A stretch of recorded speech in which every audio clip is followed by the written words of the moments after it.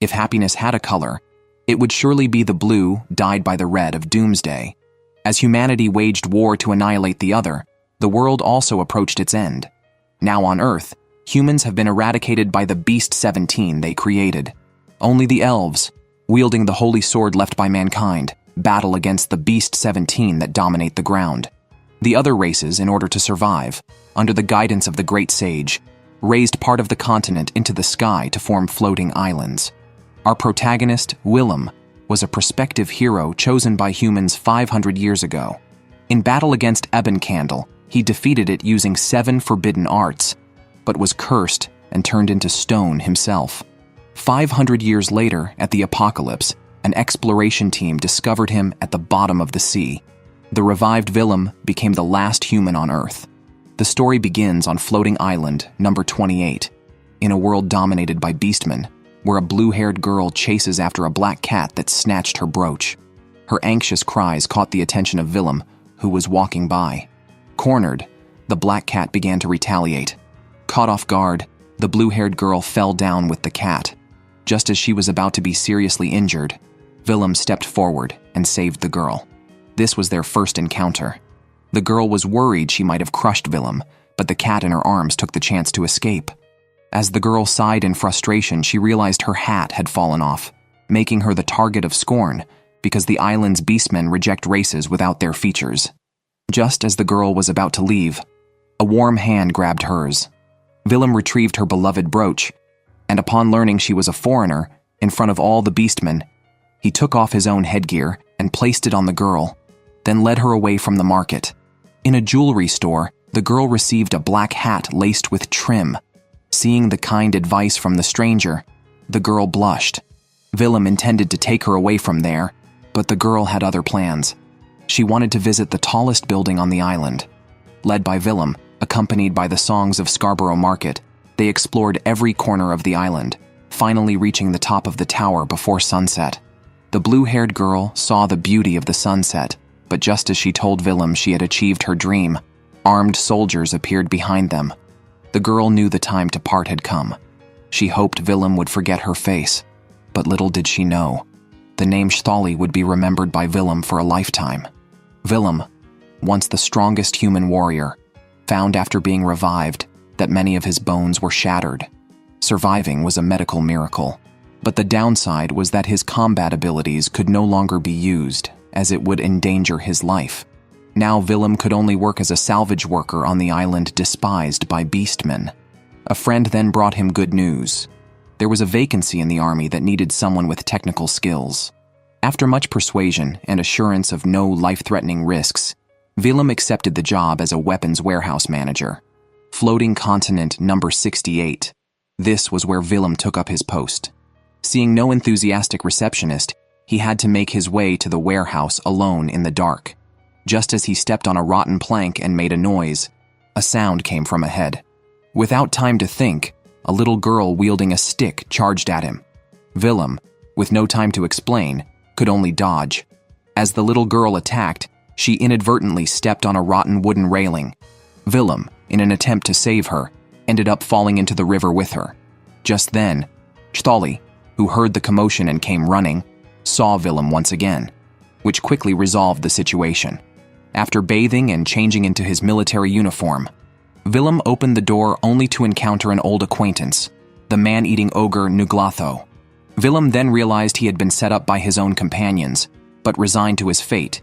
He followed Nuglatho to learn about his new job position. However, just as he sat down in the office, Nuglatho told him she would cherish him as the last human. Willem broke out in a cold sweat upon seeing her drooling mouth that didn't match her words, and quickly urged her to sit down so they could discuss work. Just then, an odd noise came from outside the door, where 4 little girls were eavesdropping.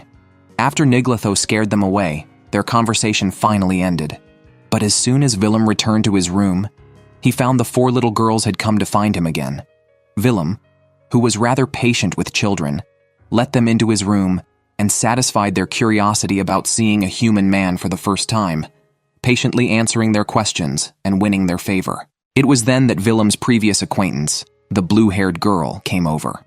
After shooing away the 4 troublemakers, she apologized for the misunderstanding caused by the little girls earlier. Her hands clasped behind her back betrayed her nervousness, and she shyly introduced herself as Chthali. Thus, Willem and she officially became acquainted from that moment. However, when she was about to leave, Willem, curious why there were many children but no weapons on the island, asked her. Chthali gave him an ambiguous answer, telling him he would understand everything the next day. Recalling Chthali's vague response, Willem couldn't believe that the lively and adorable children were actually his responsibility. After Niglato introduced Willem as the manager, his job turned out to be more akin to being a kindergarten principal than managing weapons. Although Willem constantly conveyed his good intentions, to the children who had never seen a human male before, he was a stranger. Soon, the nickname Lolakan started spreading among Chthali's friends, and Willem also met others, Ithea and Nefren. Ignoring their teasing of a blushing Chthali and the occasionally bothersome man-eating ogre Niglato when he heard they were preparing caramel, Willem thought of a way to win over the children's hearts, starting with caramel pudding. After everyone eagerly devoured the treats, Willem's status in their hearts instantly rose, and he became their beloved leader. But while watching the children play, one child accidentally chased a ball off a cliff, causing Willem to panic and rush to rescue him. However, the child climbed up on his own, seemingly unconcerned even though his face was bloody. What surprised Willem even more was that not only did the child not care, but the other children also seemed indifferent. Watching the child continue to play with injuries, Willem was deeply shaken. That night, he shared the incident with Nuglatho, who, after confirming several times that he wanted to know the truth, took him to a large door underground. As the lights illuminated Willem's astonished face, he saw the walls adorned with holy swords used by human heroes. As a former hero himself, he of course knew the conditions required to wield these holy swords. However, when the cruel truth was spoken by Niglatho, he still couldn't accept it. To fend off the attacks by the 17 beasts, the leprechauns, being the closest to humans among the fairy races, needed to use their own magical powers to wield the holy swords in battle. If their magic was exhausted, they would have to sacrifice their own life force. This is why the children did not regard their lives as important. From then on, when Willem learned that Chthali had left the floating island, his mood became very heavy. He knew that her so-called departure might mean forever, but he still hoped to see her again. Fortunately, about 10 days later, Willem saw Chthali again, though she was injured. Relieved, Willem finally broached the subject of their battle against the 17 beasts.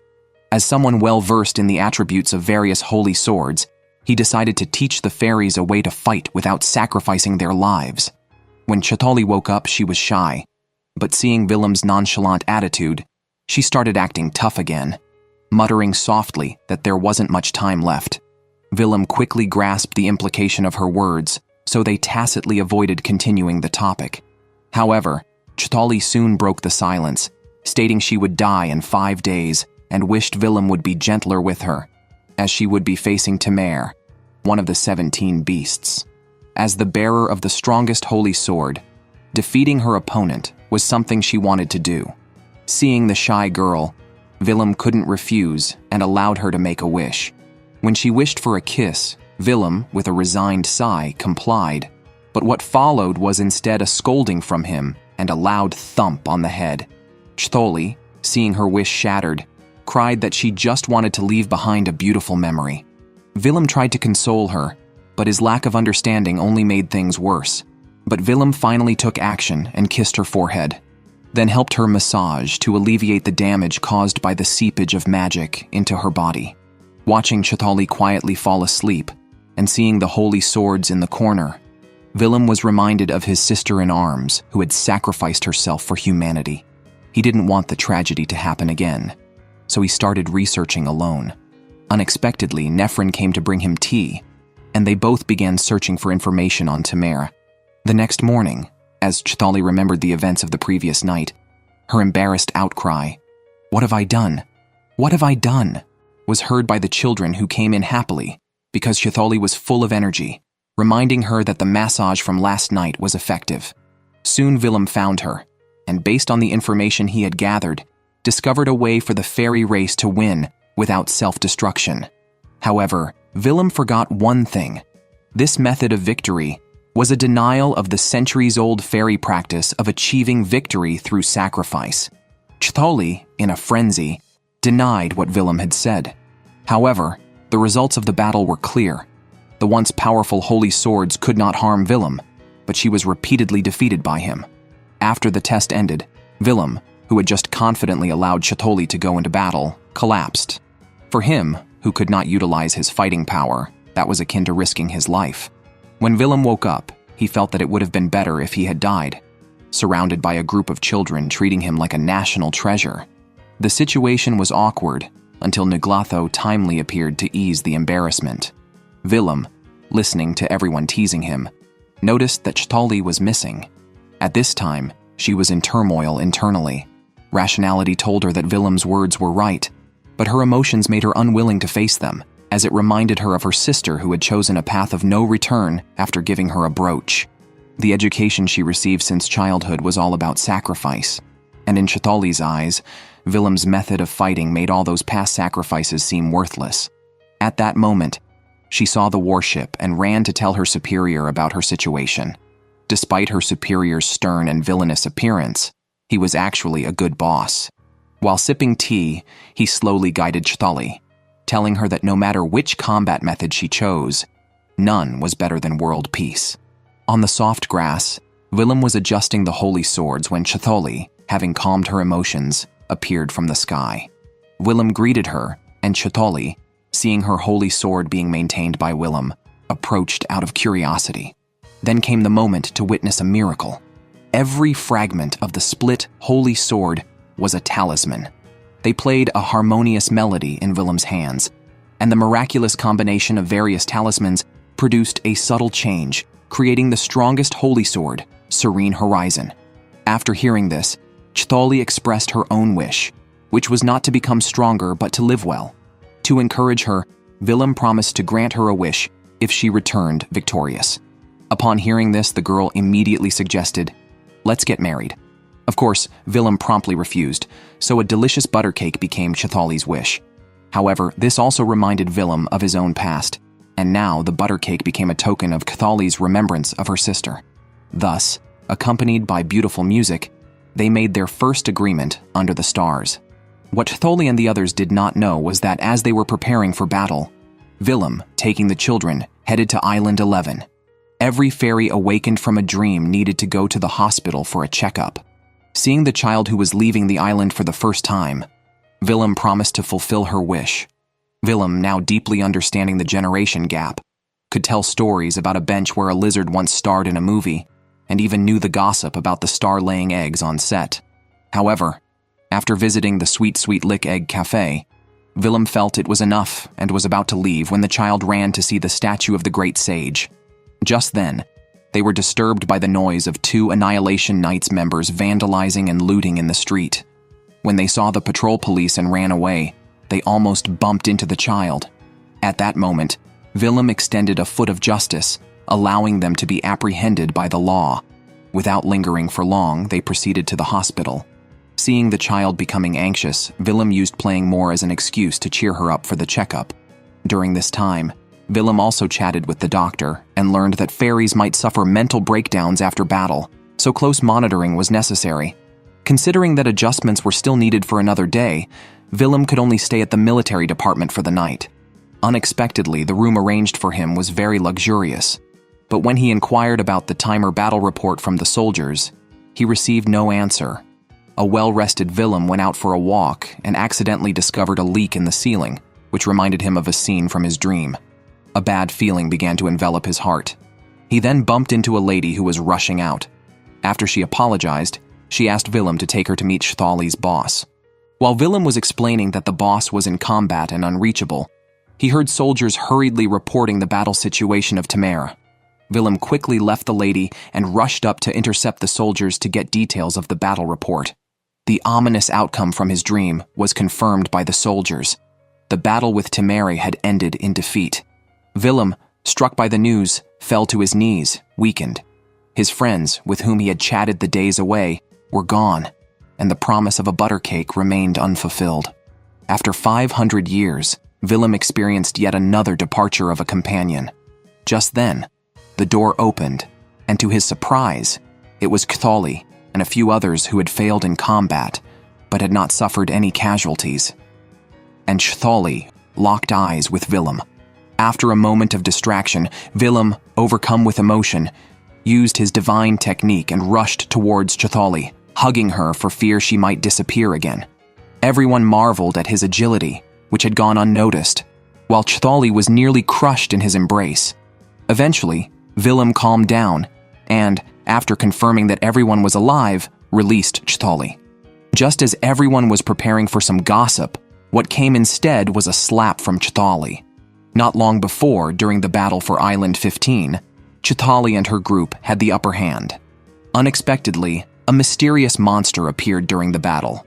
With the situation unclear and under orders from their superior to retreat, they were about to abandon the island. But Cthulhu, ignoring the advice and thinking of their buttercake promise, chose to continue fighting and charged at the monster. During the battle, Cthulhu's past life memories awakened, and her blue eyes turned red. After hearing the details of the battlefield from them, Willem finally felt relieved. However, Nefrin, taking advantage of comforting Willem who had been slapped, sat on him and wouldn't get off.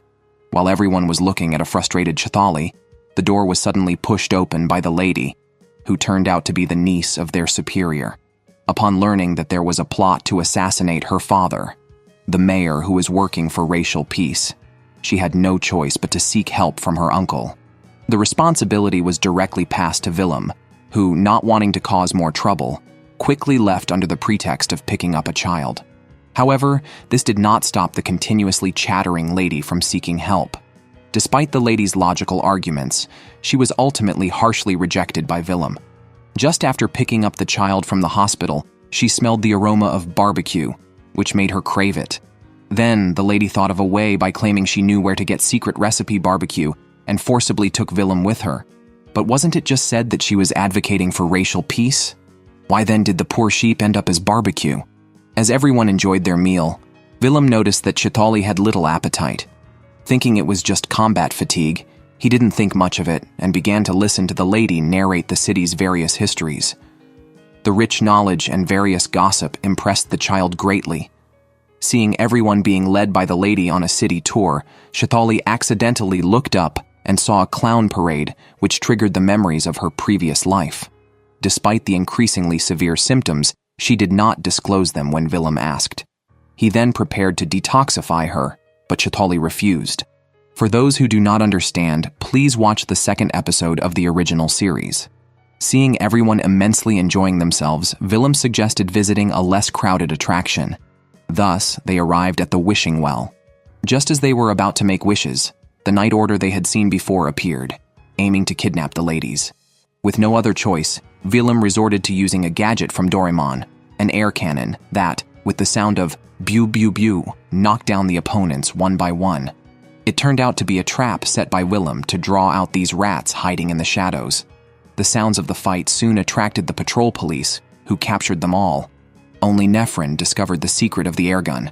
However, as soon as the incident concluded, Willem received a slap. This time, a lady accused him of harassment, claiming he had touched her body when bumping into her.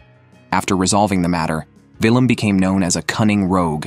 As the sun set, no thoughts of returning home arose. Accompanied by a beautiful lady, Willem did not wish to leave. Walking down the street with Cthulhu, she exposed his trick. His hand gestures were actually covering for the firing of silver coins. Willem, who had just praised her attention to detail, did not anticipate Cthulhu's next words. She knew of Willem's strength, but wished he would abandon the idea of fighting, as it would lead to his demise.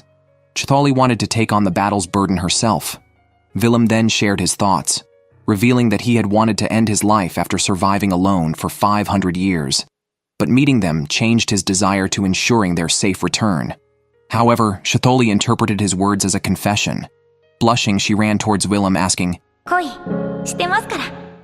As the sunset painted the sky, the girl confessing to him likely made Willem feel very fortunate. Yet, as they prepared to head home, they encountered a man named Maxi, who introduced himself as a first-class officer and wished for Willem to meet someone. Willem, hands in his pockets, initially ignored him. However, upon hearing the name Suwong, Willem stopped in his tracks. Hearing this name from 500 years ago convinced Willem to agree to Maxi's request. Chtholi, unable to hold back, cried and begged him not to go, but Willem had to find out the truth.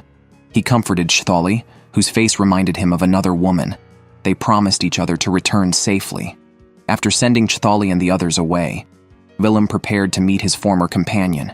His casual greeting completely threw off the now great sage. Indeed, it was Suwong, Willem's old friend. After their initial exchange, they set aside their joking demeanor. Willem learned why he had lived for 500 years. Suwong, once on the brink of death, had cursed himself, transforming his life form. He was no longer considered human. Seeing Willem alive, the great sage decided to take him to meet someone. Soon they arrived at island number 2, where a young girl pushing a black skull appeared. Greeting each other, Willem felt a sense of familiarity. This was Candle, Willem's former formidable foe.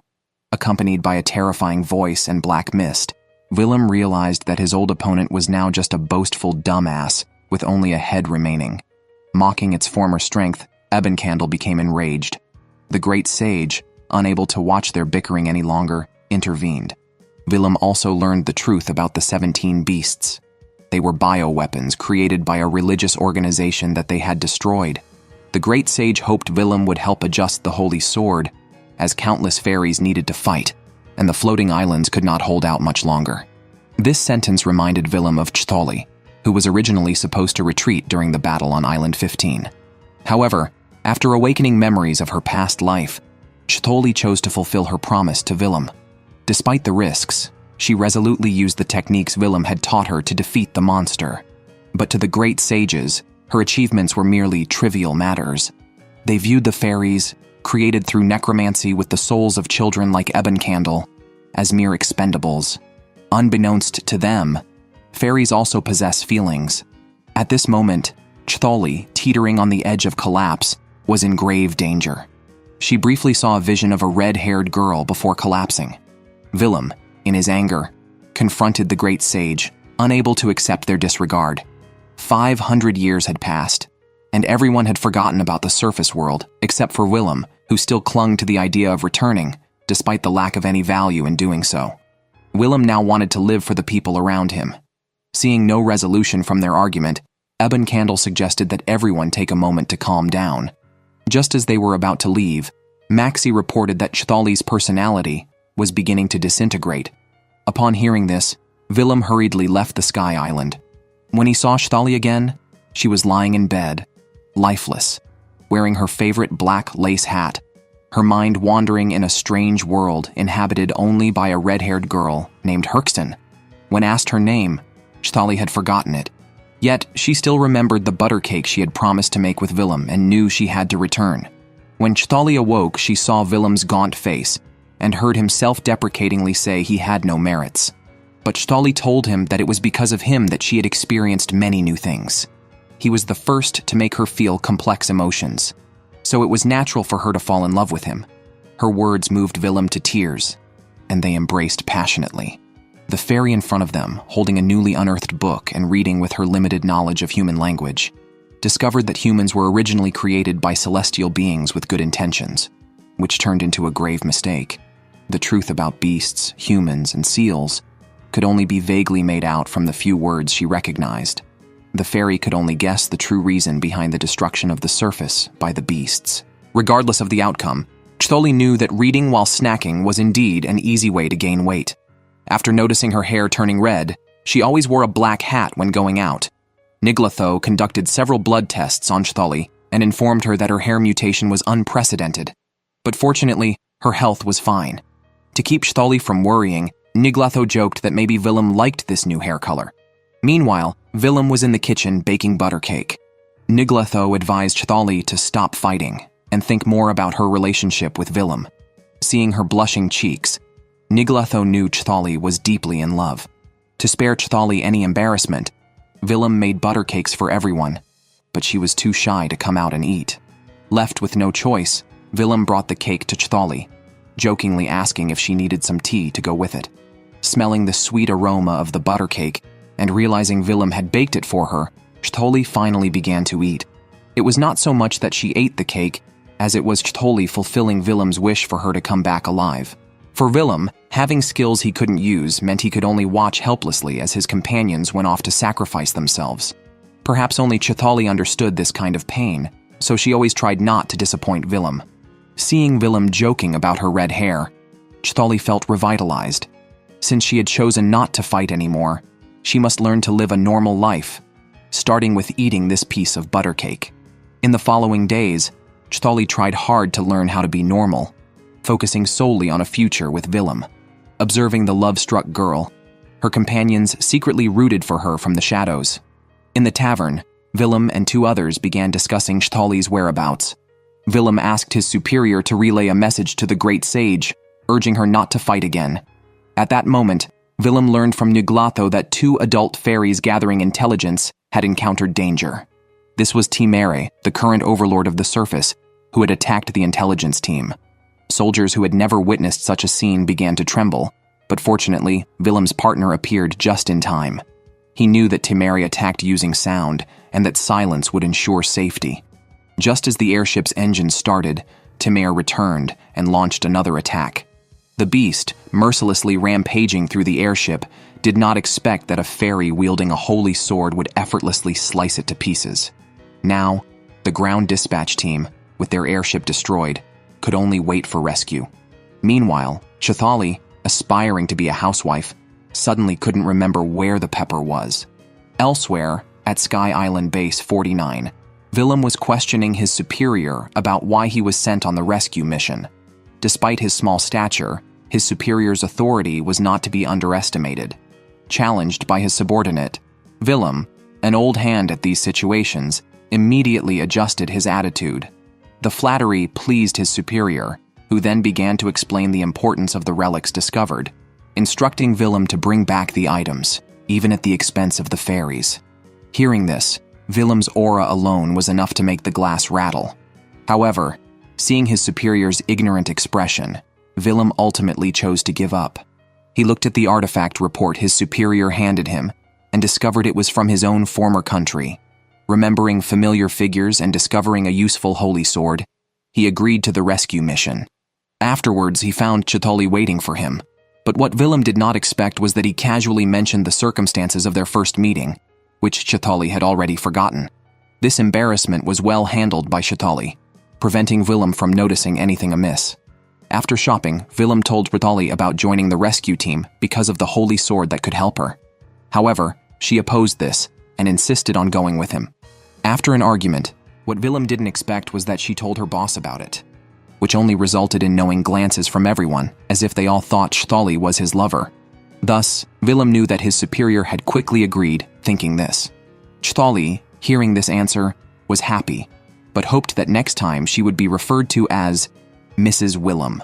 At night, as the children watched the meteor shower, a wooden railing suddenly broke, and Willem and others below discovered it.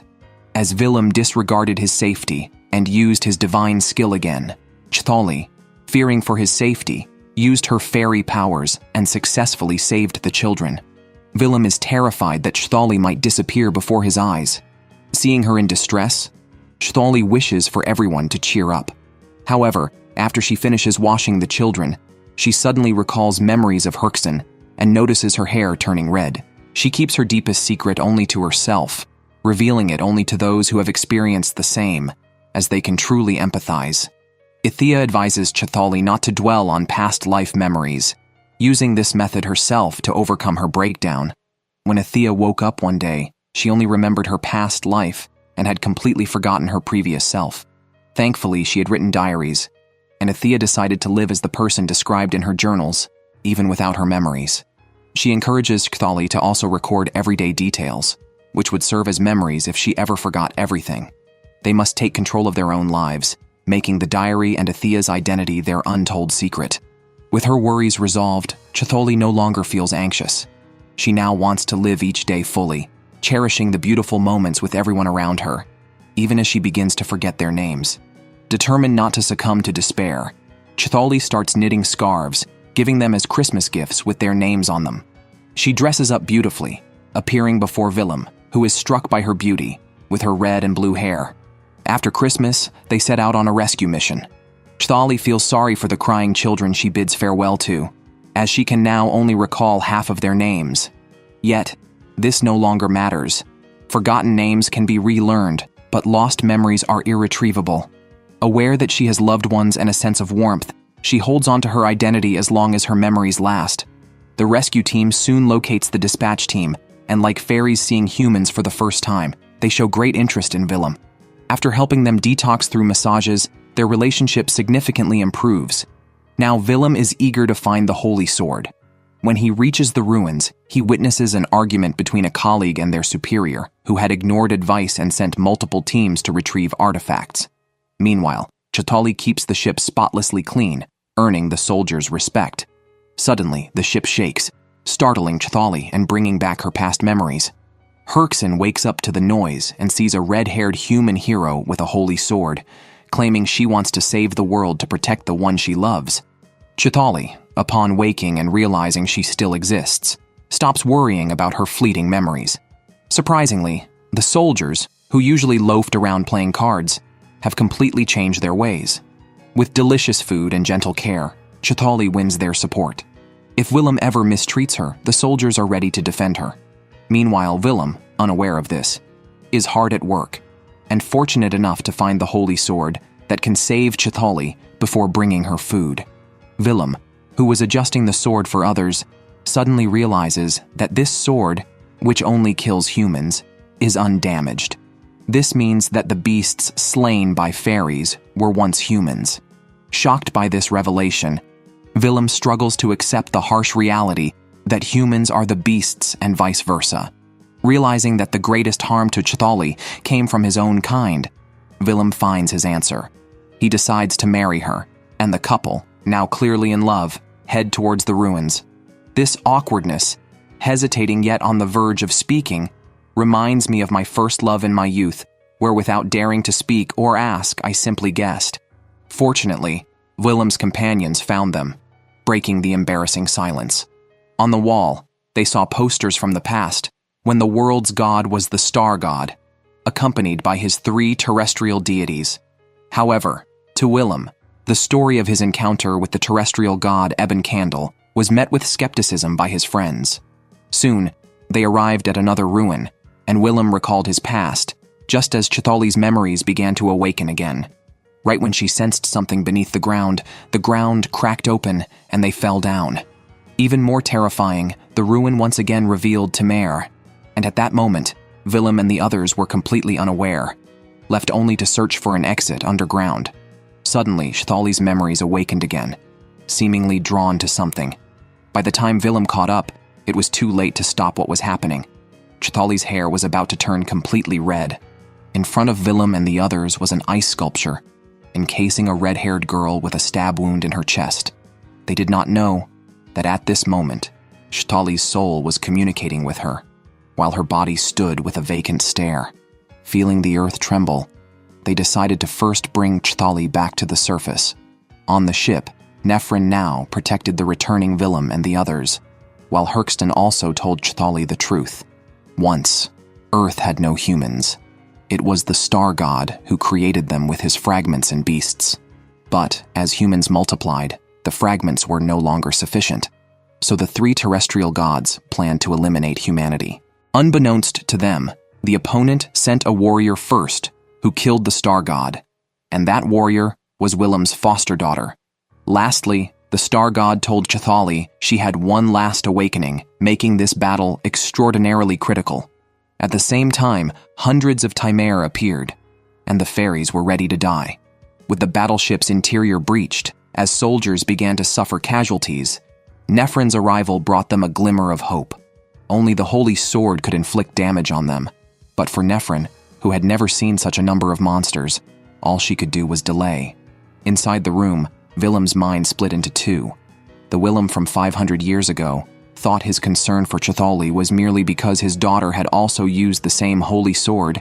His affection was just a transference of feelings. Because he failed to fulfill a promise to his daughter in the past, he felt guilty towards Chthali. But the present Willem, recalling his promise to Chthali, realized that although he hadn't protected her well, he had actually fallen in love with her. At this moment, Chthali's memory had only a sliver left. The only name she could recall was Willem. The battle continued, and Chthali hadn't awakened. But Willem, with his battered body, began his attack. Even knowing the beasts might have been his former companions, his attacks were no longer weak. Willem felt like a passerby, watching the people and things he wanted to protect disappear one by one from his side. Helpless, with only fighting left as his choice, because he didn't know how else to preserve the people and things he wanted to protect. Chthali, seeing Willem grievously wounded, hoped the star god could help her one more time, because she faintly remembered another promise. The star god wanted her to consider, if she used her last awakening, she would disappear completely from this world. Still, Chthali's answer was to return. As the battle intensified, Nephrin's magical power was exhausted, and she too began to disintegrate. But even so, she dragged her scarred body and finally slew the monster. The continuous battles had left the warship severely damaged. Operational problems had begun to emerge, and the floor was littered with scattered items. Facing the soldiers who came to rescue her, Nephrin chose to refuse. She knew the consequences of the collapse and was about to end her life when Willem arrived just in time. He grabbed Nephrin at the last moment, just as the cabin door opened and the red-haired Chthali walked out, having awakened. Willem was relieved that this time he had finally saved someone, but his injured arm made it difficult for him to exert any strength. Nephrin told Willem that her mental state was beyond repair and chose to release Willem's arm. Gradually, the distance between them grew. Not wanting to lose anyone else, Willem leaped from the ship and tightly embraced the falling Nephrin. Meanwhile, the awakened Chthali slowly walked towards the outside. Her companions desperately tried to persuade her because they all hoped that Chthali could find happiness without fighting. However, she simply replied that she was already surrounded by happiness and could not be happier than she was now. She deliberately fell, and as the last hint of blue disappeared from her hair, Chthali unleashed her fairy power, saving the falling Willem and Nephrin. Although her lovers survived, countless monsters still needed to be defeated. She fought relentlessly, like a merciless killer, slicing through some. Together, the two reminisced about the past, feeling incredibly happy with each other. Willem, having lost the ability to fight, watched the continuously injured Chthali with aching heart. As Chthali unleashed her powerful forces, she emerged victorious. Finally, Chthali called out Willem's name one last time, shedding tears of happiness. The battle ended, and peace returned. Only the superior looking at the portraits on the wall knew how fierce the battle had been. The apocalypse remained, and a new child pinned on their badge, continuing their fateful fight.